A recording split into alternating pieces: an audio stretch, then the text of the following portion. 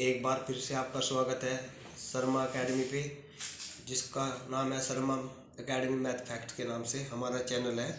Channel को like करें, subscribe करें और बेल आइकन को दबाना मत भूलें। देखिए साथियों, मैंने आपको पहले ही कहा था कि मैं गणित के साथ साथ कुछ वीडियो कृषि संबंधित बनाऊंगा। तो लीजिए, आपकी स्क्रीन पर आ गया है। इसमें कुछ क्वेश्चन है कृषि के, लिख रहा है महत्वपूर्ण भारतीय कृषि विज्ञान प्रश्नोत्तरी। इसमें से 20 क्वेश्चन मैं आपको कराने जा रहा हूँ जो आपकी परीक्षाओं में भी आने वाले हैं। देखिए हमारी स्क्रीन पर पहला क्वेश्चन आने वाला है। ये लिख रहा है कि वपनियन क्या चीज़ है। वपनियन अर्थात कैनिंग किसे कहते हैं।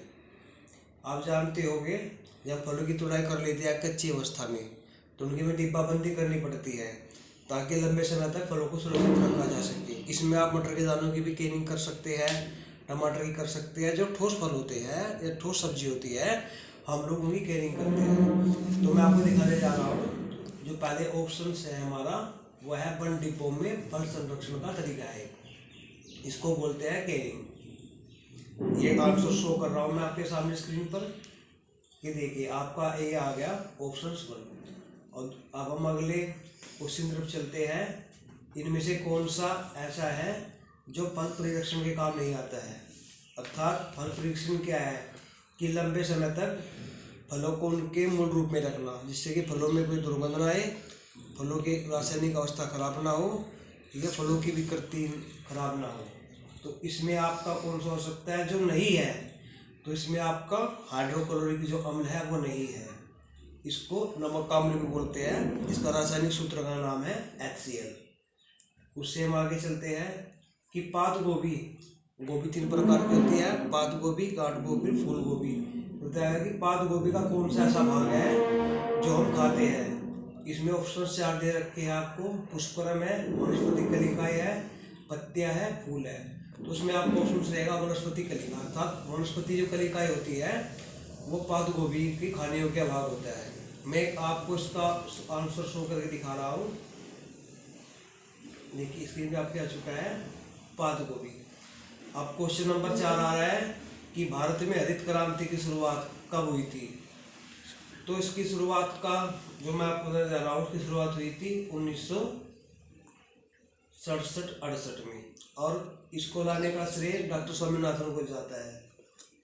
डॉक्टर स्वामीनाथन जो थे सबसे पहले भारत में हरित क्रांति लेकर आए थे। क्वेश्चन नंबर 5, क्षारीय मृदाओं में सुधार लाने के लिए आप क्या करोगे। अर्थात कौन सा रसायन का उपयोग करोगे। क्षारीय मृदाएं होती है जिनका pH मान 7 से ज़्यादा होता है, उनको क्षारीय मृदाएं बोलते हैं। तो इसमें सबसे बड़ा ऑप्शन है जिप्सम। तो जिप्सम की मदद से हम इनका सुधार करेंगे, क्षारीय मृदाओं का। इसमें मैं आपको आंसर शो करके दिखा रहा हूँ। ये देखिए हमारा आंसर शो इसमें होने जा रहा है। इसका सही उत्तर है जिप्सम। थोड़ा सा हमारा कर्सर गड़बड़ कर रहा है। देखिए आंसर शो है जिप्सम। उसके बाद कौन मृदा सुधारक है। पहले हम जिक्र कर चुके क्षारीय मृदाओं का सुधारक कौन है। तो इसमें ऑप्शंस आपको दे रखे हैं। अमोनियम सल्फेट है, रॉक फास्फेट है, जिप्सम है। तो इसमें भी आपका जिप्सम से रहेगा। ये आंसर शो होगा आपका जिप्सम। अब हम अगले क्वेश्चन की तरफ चल रहे हैं। चलो क्वेश्चन नंबर अगला रहेगा कि जो सेंट्रल टोबैको है रिसर्च सेंटर, ये आपका कहाँ पर पड़ता है। तो ये आपका पड़ता है राजमुंद्री में। इसको बोलते हैं तंबाकू अनुसंधान केंद्र भारत में का है। तो हम ऑप्शन लगाएंगे, ये अनुसंधान केंद्र आपका राजमुंद्री में है। राजमुंद्री में है। अब काली मिट्टी का काला रंग किसके कारण होता है। देखिए जो काली मिट्टी है वो गुजरात और दक्षिण भारत में अधिकता से पाई जाती है। और उसके अंदर कपास की फसल लेते हैं। काली मिट्टी के अंदर एक पदार्थ होता है ह्यूमस नाम का, वो मिट्टी को में जीवाश्म पदार्थ की मात्रा बढ़ाता है। लेकिन जो काली मिट्टी का जो काला रंग है वो तो आपका होता है टिटनी टेरस मैग्नेटाइट तथा ह्यूमस दोनों के कारण होता है। अगला क्वेश्चन है क्वेश्चन नंबर 9, जो पुरानी जलोढ़ मिट्टी है उनको किस नाम से पुकारा जाता है। तो देखिए जो पुरानी जलोढ़ मिट्टी है उनको हम कहेंगे, उनको हम बागर कहेंगे। और जो नई जलोढ़ मिट्टी है उनको कहते हैं खागर। इससे अगला जो क्वेश्चन है आपका है गेहूं का काला टिक्का रोग या ब्लैक रोस्ट, ब्लैक डिजीज होता है। देखिए 3 प्रकार के रस्ट लगते हैं गेहूं के अंदर। एक तो होता है येलो रस्ट, एक होता है आपका भूरा ब्राउन रस्ट, एक होता है आपका ब्लैक रस्ट। उसका सबसे फैलने का कारण है फफूंदी, अर्थात ये फंगस से फैलता है, काला जो कीट रोग होता है। मिर्च में चरपराट का क्या कारण है? जब हम मिर्च खाते हैं तो हम सभी सीसी के वजह निकालते हैं, तो इसमें एक एंजाइम होता है, उसका नाम है कैप्सिसिन। देखिए इसका ऑप्शन ए है, मैं आपको अभी आंसर शो करके दिखा रहा हूँ। स्थापना कब हुई थी? नाबार्ड की स्थापना आपकी सन 1981 में हुई थी। सॉरी 1982 में आपकी नाबार्ड की स्थापना हुई थी। नाबार्ड संस्था का नाम है। अब आज़ादी के क्वेश्चन नंबर अगला है हमारी स्क्रीन पर कि आज़ादी के बाद भारत ने किसके उत्पादन में सबसे ज़्यादा वृद्धि की है? तो आप लगाएंगे सबसे ज़्यादा उत्पादन जो है गेहूं में वृद्धि की है, क्योंकि हरित क्रांति आई, नए नए मशीनीकरण हुआ, नया नया यांत्रिकरण हुआ, नए नए खाद बीज का निर्माण हुआ, संकर प्रजाति आई। तो इसलिए इसमें हम कह सकते हैं मोटे तौर पर कि गेहूं की जो फसल है उसमें आज़ादी के बाद में सबसे तरक्की हुई है। गेहूं भारत में हरित क्रांति का जन्मदाता किसे माना जाता है?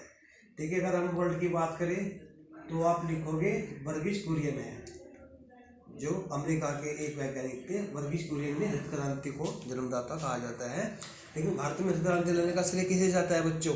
तो श्रेय जाता है आपका एस स्वामीनाथन को।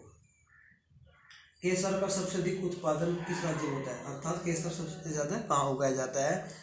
तुम्हारा ऑप्शन रहेगा जम्मू कश्मीर में सबसे ज़्यादा केसर उगाया जाता है।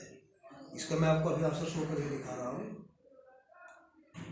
ये देखिए ये आ गया आंसर जम्मू कश्मीर।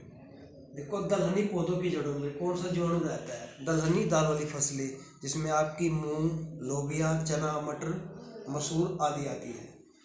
और उसका क्या काम होता है? नाइट्रोजन, जितनी भी नाइट्रोजन होती है वायुमंडल में उस सब का स्थिरीकरण कर देता है दलहनी पौधों की जड़ों के अंदर। और जीवाणु का नाम है राइजोबियम। अभी मैं आपको उसका दिखा रहा हूँ आंसर शो करके, जिससे आपको कोई शक ना हो। ये देखिए राइजोबियम जीवाणु नाम है इसका। क्वेश्चन नंबर 17, सिल्वीकल्चर के द्वारा किसका अध्ययन करते हैं? देखिए सिल्वीकल्चर के द्वारा हम वनों का अध्ययन करते हैं, वनों, घास फूस, झाड़ियों का आदि अध्ययन करते हैं कि भारत के कितने क्षेत्रफल में वन फैले हुए हैं। इन सब का अध्ययन हम सिल्वीकल्चर की पाई जाती है। तो आपका ऑप्शन एक रहेगा, आपको ऑप्शन पे टिक कर देना है। जलोढ़ मिट्टी भारत में सबसे ज़्यादा पाई जाती है। इसका क्षेत्रफल भारत में सबसे ज़्यादा है जलोढ़ मिट्टी का। हमारा आंसर शो हो गया है, आप देख लीजिए हमारी स्क्रीन पर जलोढ़ मिट्टी। अब देखिए कपास का अनुसंधान केंद्र कहाँ पर है? कपास का, तो इसमें आपका ऑप्शन रहेगा सी, मुंबई जो है कपास अनुसंधान केंद्र है। अभी आपको आंसर शो करके दिखा रहा हूँ। आंसर हमारा शो गया है मुंबई। अब धान का प्रसिद्ध खैरा रोग कि किसकी कमी से होता है? तो ये आपका जस्ता की कमी से होता है, जस्ता जिसको जिंक भी बोलते हैं। तो हम क्या करते हैं कि जब भी धान की फसल लगानी होती है खेत की तैयारी के समय हम उसमें उचित मात्रा में जिंक का प्रयोग कर देते हैं। तो दोस्तों यहाँ पर हमारा आज का शो खत्म होता है। नेक्स्ट वीडियो में फिर मैं आपके लिए कोई नेक्स्ट क्वेश्चन लेके आऊँगा। तब तक के लिए धन्यवाद। अब हमारे चैनल को आप लाइक करें, सब्सक्राइब करें और साथ में बेल आइकन का बटन दबाना बिल्कुल ना भूलें।